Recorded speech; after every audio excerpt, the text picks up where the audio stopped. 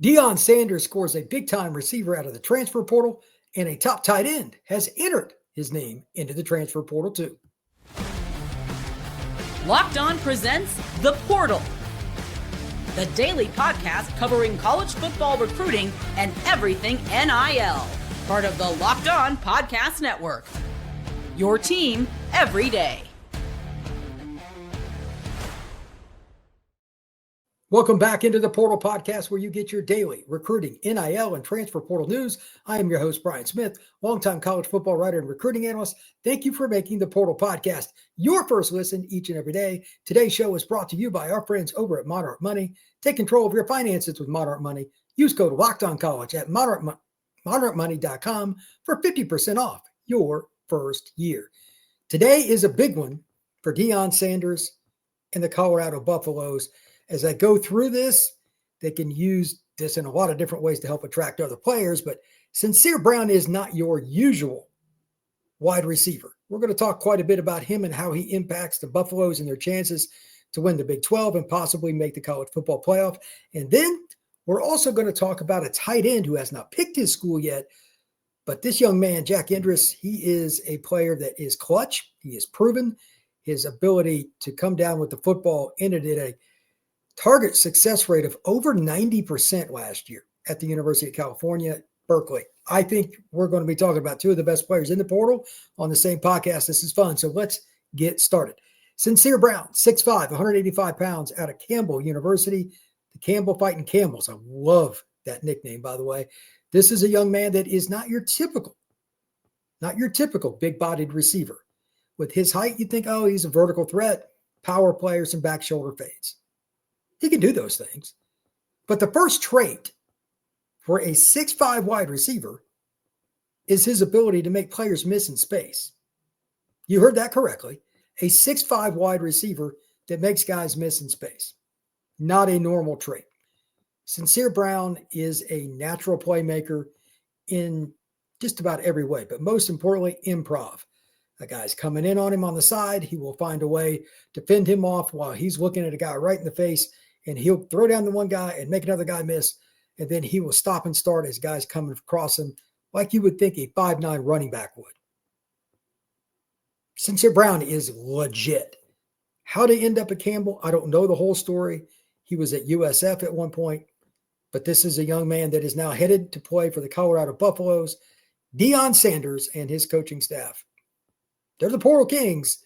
They have found yet another, not just good, but impact player in the portal. Here are the numbers for Sincere Brown this past season for the Campbell Camels. 713 snaps, so obviously durability is not an issue. 61 receptions, 1,028 yards, 16.9 yards per reception, 12 scores. Now, this is an FCS level program.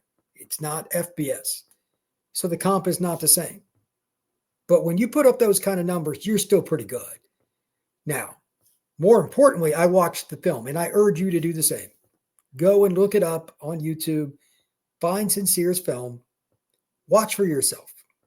If you do not believe me, it only took me about 3 clips. I'm like, okay, I get it. Then it was just fun watching. But I'm telling you, those numbers will translate much better than what most guys do, because he showed the ability to make players miss. He showed the ability to toe tap, falling out of bounds, catching a back shoulder fade. And he's also a guy that is really quick in and out of his breaks. At 6'5" with natural length, Sincere Brown is going to be a problem. Here's a scenario for you. Colorado is in the red zone, and you know he can go up and get it. You got to put a really good corner on it. Okay, maybe you find a way to take away the best option. But now how many other guys are going to be in even more prosperous situation for the Buffaloes? Whether you're hedging a linebacker towards him, a safety, whatever, you have to give up space to take away space. Math does not lie. Colorado's run game, as I talked about the other day, Xavier Hill coming in, Jordan Seaton coming back at left tackle. They've got some good running backs, and they got Caden Salter, an RPO quarterback, a pure runner that can also spin it. You're in a lot of dilemmas with a 6'5" receiver. I'd already said before they added Sincere Brown that I picked Colorado to win the Big 12 this next year. Now I'm more confident. They have a chance to be one of, if not the best, team in the Big 12 in the red zone. Games are won down there. That's not any newsflash. But they can do it in a variety of ways, maybe even unconditionally. Let's just leave it at that, because Salter can make 4 guys miss and score on a drop back. You've got multiple running backs like Dallin Hayden coming in, et cetera, that have gotten used to the system. Maybe they'll explode, maybe they won't, but there's going to be more space because the O-line's better. And you're going to be able to keep teams from just loading the box, even though Salter can run and all the guys they have in the backfield, because you got guys like Brown on the outside, and they've got other players too. I'll talk about some of them later on here on the Portal podcast on another day. But there's no way you're going to tell me they didn't improve their chances, especially in the red zone. They are going to be a horizontal nightmare. They'll put him to the boundary, to the field, whatever, to the far side, trying to bring that safety away. If you want to play one-on-one, you're more than welcome, but Salter is a proven quarterback. That's not going to be very easy. And I also don't think, just my opinion, that there are going to be many corners that are going to be able to take him on, whether or not they're really gifted or not, because this is a 6'5" strong kid. He has power. He can move guys off of him. He can beat press. And even when he has guys around him, he's able to make catches. He's not a finished product. He still has a ways to go. I will agree with that. We'll go over some of his numbers here in a second. But I just wanted to break down like what I saw on film, and you just kind of look at it from a perspective of who's he going to play with, because this is a team sport. Colorado Buffaloes have plenty of skill guys, and they're an improving group up front on the offensive line, especially, again, with Xavier Hill coming over from Memphis.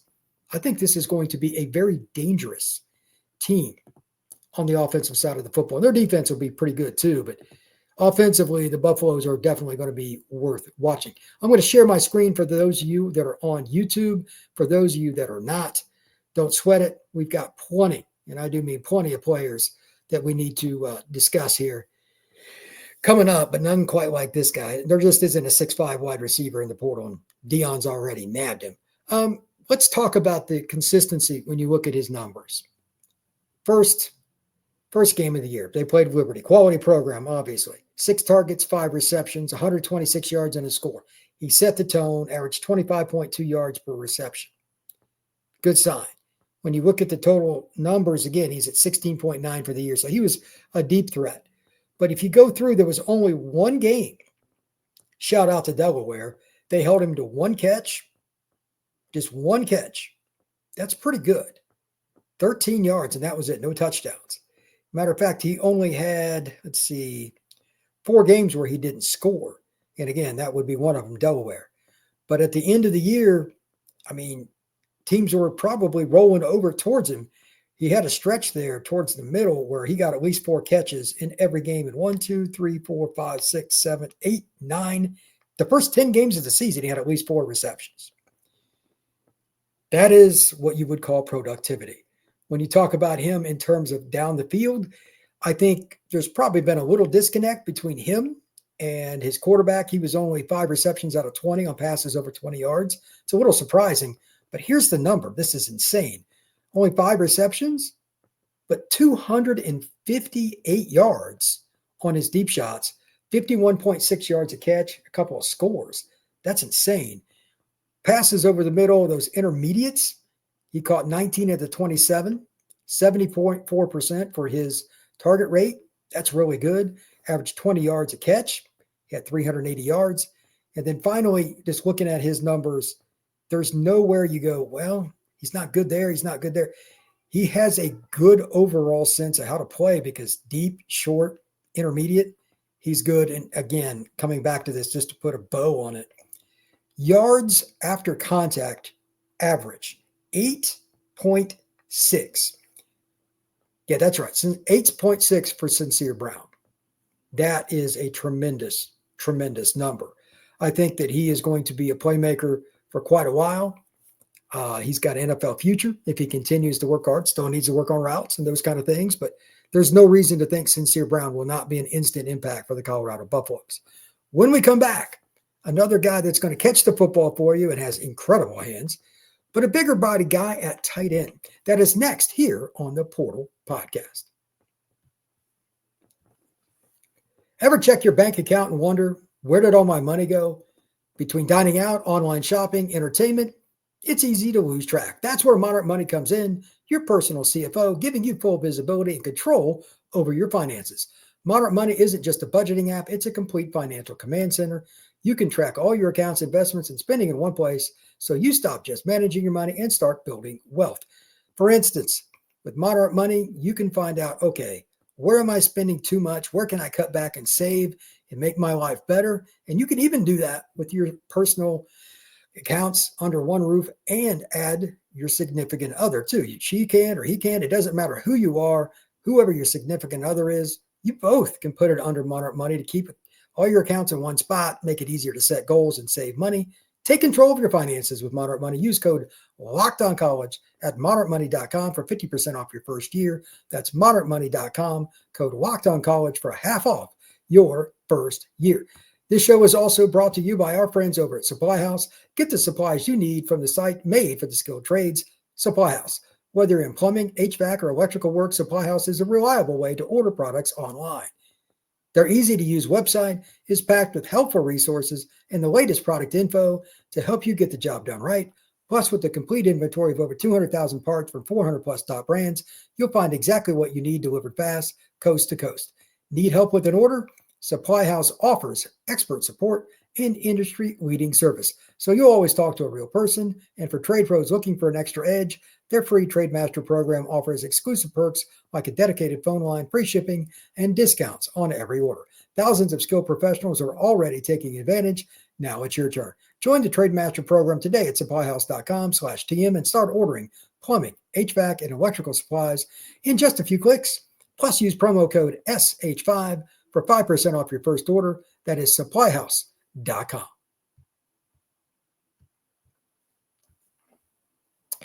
Now it is time to talk about a player that I think is going to be a really, really good football player wherever he goes. He didn't play for what I would call, there's no nice way to say this, a great offense last year. Some offenses, they struggle. They really do. And you just have to find a way to make it happen in clutch situations. If there was a more clutch tight end than Jack Endries, I don't know who it was. It might have been somebody better, but clutch. Here are some of the numbers for the Cal tight end last year, and he's 6'4", 240, so he's a pretty good-sized guy. Out of the 54 targets, 49 were caught. That's right, 49 out of 54 per Pro Football Focus. That's 90.7%. That is clutch. Secondarily, of his 562 yards, 313 of them were yards after contact. Strong guy. Finds a way to get away from the first defender. 11.5 yards per reception, a couple of scores, only one drop on over 50 passes. That is extraordinary. Offensive grade from PFF, 75.9. Receiving grade, 84.8. That is truly elite. Obviously, his drop grade is good, 87.9. He had 150 plays in the slot, so they use him more like a big receiver in a lot of ways.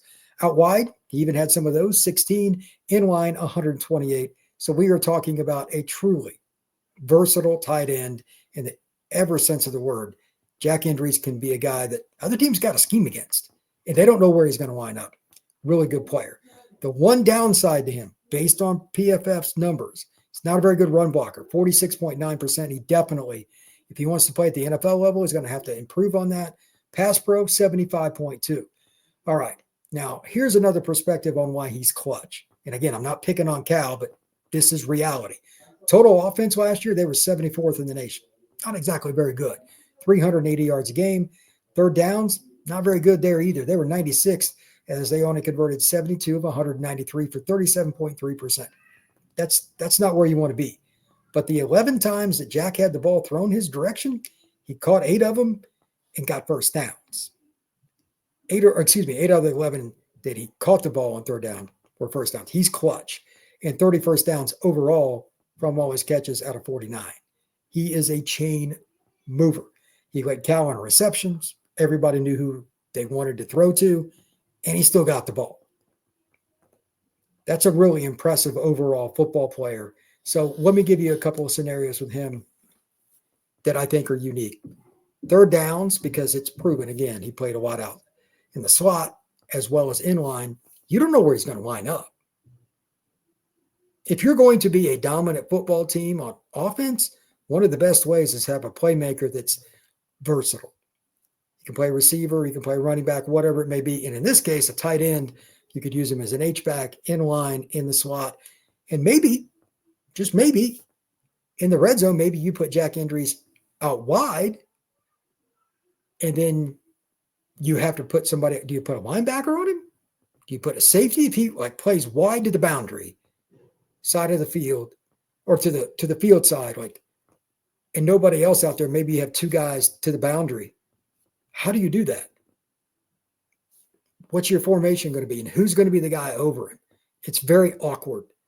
A lot of teams will try different things because they think they got a special defender, but he's 6'4", 240. Not many DBs are going to be able to handle him in a power situation if they just throw it up, obviously.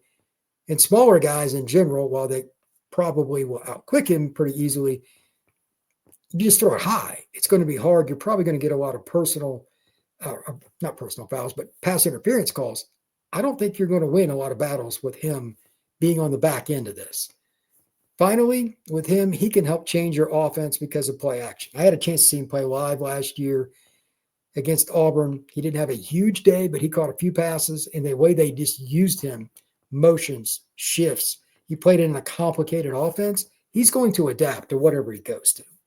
Cal's offense was not the easiest to deal with as far as the players on that side, and especially for the defensive players, but they had to do that because their offensive line wasn't that great, and they didn't have enough playmakers that were healthy throughout the year. There's a couple good running backs, but had some guys banged up, and they really had to convert on third downs with a lot of clutch throws. Fernando Mendoza, the guy that transferred from Cal to Indiana, was his quarterback. Good player, but they just found a way to get him the ball, and everybody knew that he was getting it. They would shift him, they would motion him, and he used his leverage to the most incredible ways. He just knew when to stop in the zone, when to really seal somebody off. He's a fun player to watch. So I think Jack Endries will be a playmaker wherever he goes, and I imagine he'll command quite a bit of NIL money in the transfer portal. Not many guys like him. Thank you once again for making the Portal Podcast your first listen each and every day. I truly appreciate you stopping in to get all the latest transfer portal news, recruiting, NIL, everything else that's going on. Been talking about many different things here on the Portal Podcast, including Nico Iamaleava. It's been a really, really fun last week, and we're just getting started. The transfer portal officially opens up on the 16th, and here's the fun part. You're going to see a host of guys get in the portal. There's probably been somebody while I'm on this podcast recording it that have went and put their names in. This week will be a very busy one. I'm going to have player profiles on the transfer portal page, on my YouTube page for the Portal Podcast. We're going to have a lot of different combinations, discussions with other people here on the Locked On Network. When they lose a player, when they gain a player, have them on, how does that impact them? What can they do for somebody else when a player leaves, goes to another school? We're going to have every angle covered here on the Portal Podcast. So make sure you listen on a daily basis, subscribe to this podcast, and give us a 5-star review if you're listening on Apple or anywhere else. And we will appreciate it if you come back and see us tomorrow. Take care. I'll see you tomorrow.